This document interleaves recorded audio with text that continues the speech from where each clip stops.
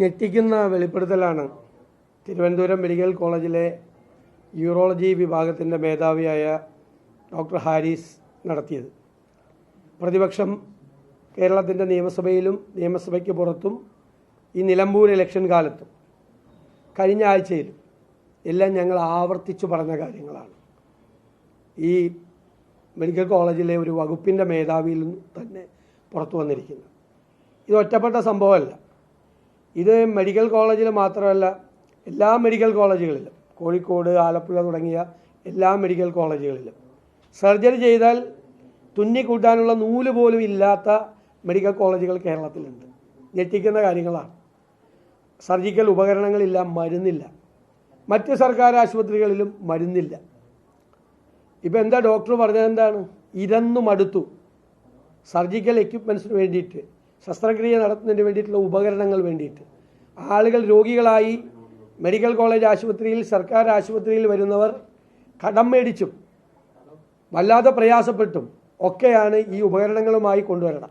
അതായത് രോഗി തന്നെ സാധനങ്ങളുമായി വന്നാൽ മാത്രമാണ് സർജറി നടത്തുന്നത്.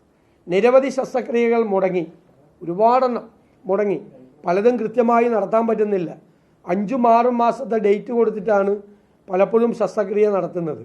ആ ശസ്ത്രക്രിയകൾ പോലും നടത്താൻ കഴിയുന്നില്ല. ഇതൊരു ഡിപ്പാർട്ട്മെൻറ്റിലെ കാര്യമല്ല, ഇതൊരു മെഡിക്കൽ കോളേജിലെ കാര്യമല്ല, ഇത് കേരളത്തിലെ എല്ലാ മെഡിക്കൽ കോളേജുകളിലും നിലവിലിരിക്കുന്ന കാര്യമാണ്.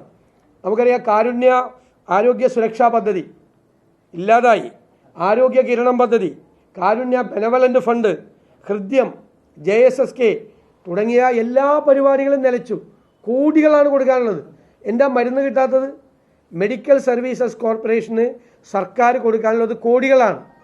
ഈ കഴിഞ്ഞ മാസം മെഡിക്കൽ സർവീസസ് കോർപ്പറേഷനിൽ മരുന്ന് വിതരണം നടത്തുന്ന കമ്പനികൾ മരുന്നിൻ്റെ വില കിട്ടാത്തതുകൊണ്ട് അവർ 30% വില വർദ്ധിപ്പിച്ചു. കാരണം എന്തെങ്കിലും കിട്ടും. പലരും വിതരണം നടത്തുന്നില്ല. പ്രധാനപ്പെട്ട കമ്പനികൾ മുഴുവൻ വിതരണം മുടങ്ങി. മരുന്ന് മാത്രമല്ല മെഡിക്കൽ സർവീസസ് കോർപ്പറേഷൻ മേടിക്കുന്നത്, സർജിക്കൽ എക്യുപ്മെൻറ്റ്സ് അടക്കമുള്ള മുഴുവൻ ശസ്ത്രക്രിയ ആവശ്യമുള്ള, ആശുപത്രിക്ക് ആവശ്യമുള്ള മുഴുവൻ കാര്യങ്ങളും നേരത്തെ ഇൻഡൻറ്റ് കൊടുത്തിട്ടാണ് മേടിക്കുന്നത്. ആശുപത്രികളിൽ നിന്ന്, സർക്കാർ ആശുപത്രികൾ, ജില്ലാ ആശുപത്രികൾ, താലൂക്ക് ആശുപത്രികൾ എല്ലാവരും ഇൻഡൻറ്റ് കൊടുത്തിട്ട് ആ ഇൻഡൻറ്റിൻ്റെ അടിസ്ഥാനത്തിലാണ് മെഡിക്കൽ സർവീസസ് കോർപ്പറേഷൻ ടെൻഡർ വിളിച്ച് ഈ പരിപാടി നടത്തുന്നത്. അതിൻ്റെ പ്രൊസീജിയർ അതാണ്. അപ്പോൾ എങ്ങനെയാണ് ആവശ്യമുള്ള സാധനങ്ങൾ വരുന്നില്ല? ഞാൻ 2024 ജനുവരിയിൽ നിയമസഭയിൽ കൊണ്ടുവന്നു. ഈ മാർച്ചിൽ, 2025 മാർച്ചിൽ മരുന്ന് ക്ഷാമത്തെക്കുറിച്ചും ഈ സർജിക്കൽ ഉപകരണങ്ങളുടെ അഭാവത്തെക്കുറിച്ചും നിയമസഭയിൽ ഞങ്ങൾ കൊണ്ടുവന്നു. മന്ത്രി വളരെ നിരുത്തരവാദിത്തപരമായ മറുപടിയാണ് അവർ പറയുന്നത്. ഇപ്പോൾ അവരെന്താ പറഞ്ഞിരിക്കുന്നത്? ഞാൻ റിപ്പോർട്ട് തേടുമെന്ന്. അവർ ആരോഗ്യമന്ത്രിയായതിനു ശേഷം അവർ റിപ്പോർട്ട് തേടും എന്ന് പറഞ്ഞ കേസുകൾ നിങ്ങളൊന്ന് എണ്ണണം. ഇതെല്ലാം കൂടി എടുത്തൊന്ന് കമ്പൈൽ ചെയ്താൽ നിരവധി വോള്യങ്ങൾ വേണ്ടി വരും. നിരവധി വോള്യങ്ങൾ. ഇവർ റിപ്പോർട്ട് തേടാൻ പോയ കാര്യങ്ങൾ മാത്രം കഴിഞ്ഞ 4 വർഷത്തിനിടയിൽ റിപ്പോർട്ട് തേടിയ കാര്യങ്ങൾ, ഈ റിപ്പോർട്ട് കിട്ടിയിട്ടുണ്ടെങ്കിൽ ആ റിപ്പോർട്ടെല്ലാം എടുത്തു വെച്ച് കമ്പൈൽ ചെയ്താൽ നിരവധി വോള്യങ്ങളാവും. ഇത് സ്ഥിരം മറുപടിയാണ്. എന്നിട്ട് എന്താണ്? 10 കൊല്ലം മുമ്പ് 2010 എത്ര പേഷ്യൻസ് ഉണ്ടായിരുന്നു ആശുപത്രിയിൽ, ഇപ്പം എത്ര പേഷ്യൻസ് കൂടി എന്ന് ചോദിക്കുക. കാലം കൂടുന്തോറും സ്വകാര്യ ആശുപത്രികളിലെ ചെലവ് വർദ്ധിക്കും തോറും ആളുകൾ സർക്കാർ ആശുപത്രിയെ ചെയ്യും. ഞാൻ MLA ആയി 2001 വരുമ്പോൾ ഇവിടെ 300 പേഷ്യൻസ് ഉണ്ടായിരുന്നത് എൻ്റെ താലൂക്ക് ആശുപത്രിയിൽ. 300 പേഷ്യൻസ് ഉണ്ടായിരുന്നു. ഇപ്പോൾ ഏകദേശം 1800-നും 2000-ത്തിലധികം പേഷ്യൻസ് ഉണ്ട്. സർക്കാർ ആശുപത്രിയെ ആളുകൾ ആശ്രയിക്കുകയാണ്. അപ്പോഴാണ് സർക്കാർ ആശുപത്രിയിൽ മരുന്നില്ല, ഉപകരണങ്ങളില്ല. ഇപ്പോൾ കണ്ണാശുപത്രിയിൽ 10 ശസ്ത്രക്രിയ മാറ്റിവെച്ചു എന്ന് പറഞ്ഞ് കണ്ണൂർ ആശുപത്രിയിൽ നിന്ന് റിപ്പോർട്ട് വന്നില്ലേ?